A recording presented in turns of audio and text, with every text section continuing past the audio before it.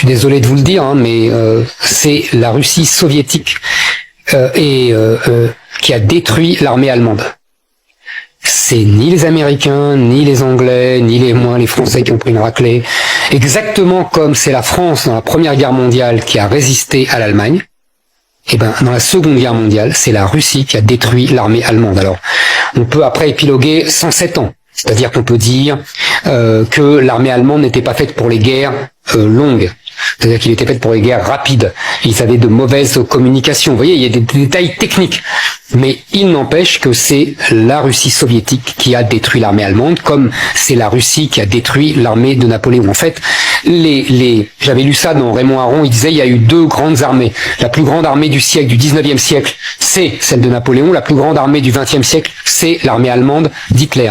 Et à chaque fois, c'est la Russie qui a détruit cette meilleure armée du monde. Voilà. Ça, c'est une chose fondamentale.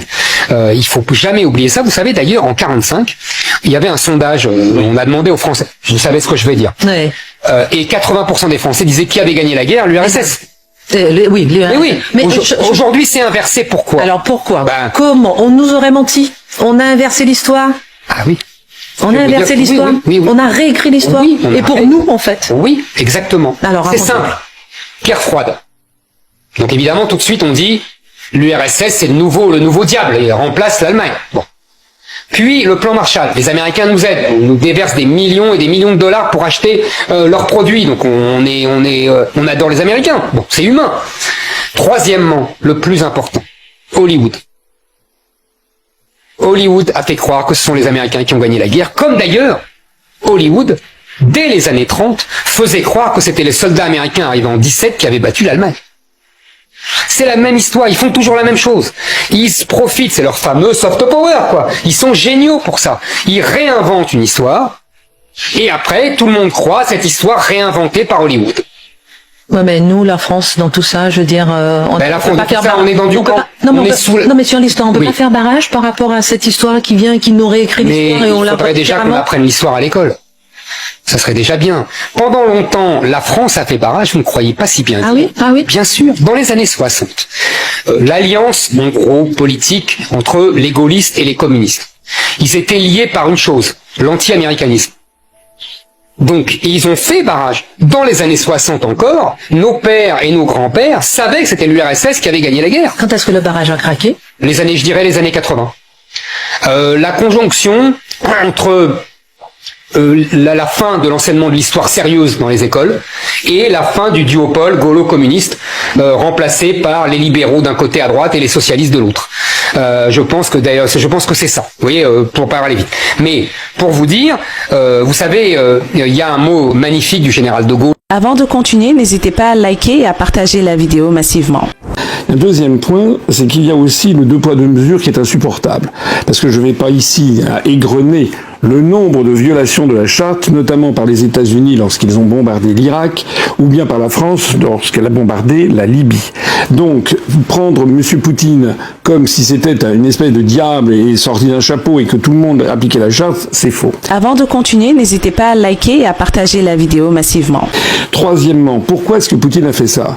C'est parce que ça fait quand même des années et des années que l'OTAN essaye de grignoter et de se rapprocher de plus en plus des frontières de la Russie. Mais il n'y a pas de troupes en Ukraine de l'OTAN. Non, il n'y a pas de troupes, mais il y a des formateurs canadiens notamment qui forment l'armée ukrainienne. Mais justement, ce que veut Poutine, c'est empêcher que l'Ukraine devienne ce qui s'est passé en Estonie, en Lettonie, en Lituanie, en Pologne, en Bulgarie, en Roumanie, c'est-à-dire des pays où il y aurait des bases. Donc ça justifierait une invasion de l'Ukraine selon vous? Alors, écoutez, on dit invasion, mais lorsque les États-Unis ont bombardé l'Irak, on parlait d'intervention. Donc c'est un mot... moi j'aimerais savoir... Le contexte était différent. Oui, j'aimerais quand même savoir ce que... Il y avait Saddam Hussein au pouvoir, oui, il y avait... Oui, qui n'avait d'ailleurs pas qui n'avait d'ailleurs pas d'armes de destruction massive, contrairement à ce qu'avaient dit les Américains. Moi j'aimerais savoir ce que diraient les États-Unis si il y avait un projet au Mexique d'installation de bases militaires à 50 km au sud du Rio Grande et face à la Californie, à l'Arizona, au Texas. Ça justifie de détruire tout un pays pour vous quand on voit ce qui est en train de se passer? Attendez, ce que j'observe, c'est que la crise de Cuba en 1962 a été très claire. Cuba est un pays libre, souverain et indépendant, mais lorsque Khrouchtchev a voulu installer des missiles, Kennedy a dit soit vous retirez, soit c'est la guerre nucléaire. C'est vrai ou c'est pas vrai? C'est vrai. Donc là, la même chose s'est passée. Ajoutons aussi que depuis 8 ans, les républiques autoproclamées de l'Est de l'Ukraine sont victimes de bombardements massifs du régime de Kiev. Alors, je ne dis pas ça. Ça, c'est vous qui le dites. Hein, non, non, vous avez des confrères qui l'ont dit. Oui, mais ça va dans les deux sens. Oui, oui, mais en attendant, maintenant, il faut faire quoi? Il faut essayer, encore une fois, j'ai condamné l'intervention de Poutine, qui est contraire au droit international. Mais le reste n'est pas conforme non plus aux accords qui avaient été passés entre le président Bush père et Gorbatchev au moment de l'effondrement du camp socialiste. Maintenant, il faut faire quoi? Il faut essayer d'amener tout le monde à la raison. On a affaire avec la Russie quand même à la première puissance nucléaire mondiale, avec 6250 ogives. Et il a d'ailleurs brandi la menace nucléaire. Absolument. Donc on doit faire attention. D'ailleurs, la France fait attention. L'Union européenne aussi, parce que lorsque M. Macron dit qu'il réagit, il n'envoie pas de troupes, et Mme Parly a dit qu'il n'en était pas question en Ukraine. On envoie des troupes en Estonie, en Roumanie. C'est comme si vous aviez un incendie dans un L'Ukraine ne fait pas partie de l'Europe, donc pour l'instant c'est normal. Pas partie de l'OTAN. Oui, mais si vous voulez, ni de l'OTAN, ni de l'Europe. Oui, mais ce que demande le régime de Kiev, c'est justement d'avoir un soutien militaire. Or, bien entendu, aucun pays européen ni aucun pays de l'OTAN. Tous les pays européens se sont mis d'accord, pas pour intervenir, mais pour livrer des armes pour le moment. Oui, mais je ne pense pas que ce soit une bonne chose. Parce que ça veut dire qu'on va jeter de l'huile sur le feu. Voilà. On risque d'ailleurs de disséminer des armes dont on ne sait pas ce qu'elles deviendront. Les missiles Stinger, ça peut prendre des années pour essayer de les récupérer ensuite. Donc ça veut dire quoi, qu'il faut laisser l'Ukraine être assaillie par les bombardements par les Russes, sachant qu'on voit tous les jours le peuple ukrainien qui résiste, qui annonce qu'il veut être libre. Je suis d'accord qu'il faut arrêter cette guerre. Mais moi, ce qui me chiffonne, si vous voulez, c'est que regardez ce qui se passe avec les Houthis au Yémen, regardez ce qui se passe au Congo, dans l'est du Congo. Il y a des zones dans le monde où il y a des centaines de morts tous les jours et on n'en parle pas. Donc il y a ici un narratif spécifique sur ces questions. On en parle sur France 24. Oui, sur France 24 peut-être, mais sur les grands médias français, on n'en parle pas. Les grands médias nationaux. Donc ce que je veux dire ici, c'est que si on est pour la paix, on ne donne pas des armes à un des belligérants contre la première puissance nucléaire mondiale. On essaie de faire aboutir la paix, et donc je pense qu'il faudrait avoir une mission de bons offices, mais qui ne peut pas être remplie par M. Macron, puisque nous faisons partie d'un des deux camps. On fait partie de l'OTAN. Il faut donc qu'il y ait une médiation. Je vois que la Chine s'est proposée comme médiatrice. C'est pas forcément la meilleure des puissances. Il peut y avoir un recours aussi à la Cour internationale de justice pour essayer de mettre autour d'une table. C'est d'ailleurs ce qui se passe, les négociations, et je pense qu'il y a un point fondamental, en fait. C'est qu'il faut que l'Occident admette que l'Ukraine doit devenir un pays neutre, ne peut pas acquérir... C'est ce que voudrait Poutine, c'est une de ses revendications, mais c'est pas ce que veut l'Ukraine. Le temps file, donc on va passer à autre chose, notamment sur la politique française et notamment sur vos parrainages. Vous n'y êtes pas encore, vous avez jusqu'au 4 mars, c'est-à-dire demain 18h, vous y croyez toujours?